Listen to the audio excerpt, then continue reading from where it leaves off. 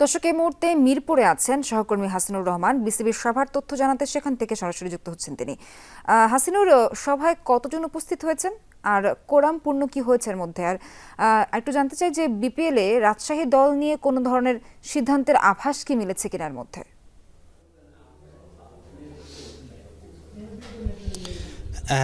আসলে আমাদের গণমাধ্যম কর্মীদের যখন বিপিএল সভার ফুটেজ নিতে দেওয়া হয়েছিল, সেই ফুটেজ দেখা পর্যন্ত আমরা যতদূর সেই প্রেমিসিসে ছিলাম ততক্ষণ পর্যন্ত বিসিবির সভাপতি ফারুক আহমেদ সহ 8 পরিচালক উপস্থিত ছিলেন।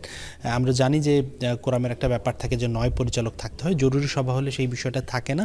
কিন্তু বিসিবির মিডিয়া কমিটি থেকে আমাদের কিন্তু আজকে SMS এর মাধ্যমে জানানো হয়েছিল যেটা 17তম সভা অর্থাৎ সাধারণ সভা, জেনারেল মিটিং, এটা কিন্তু জরুরি সভা নয়।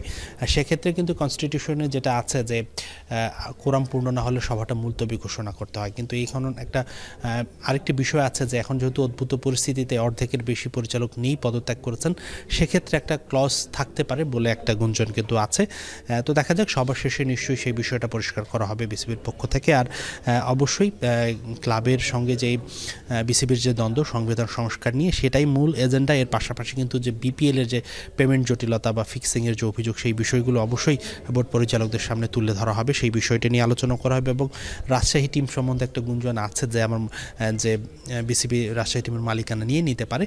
তো সেই বিষয়টা এখন পর্যন্ত কেউ স্পষ্ট করেনি, তবে আমার মনে হয় এখনও আনুষ্ঠানিক সিদ্ধান্ত হয়নি। তবে মিটিংটা যেহেতু চলমান আছে, সেই বিষয়ে সিদ্ধান্ত হলেও পরবর্তীতে আমরা দ্রুততম সময় জানানোর চেষ্টা করব। তবে আমার মনে হয় এই প্রশ্নগুলোর এখন সবগুলোই গুঞ্জনের পর্যায়ে আছে।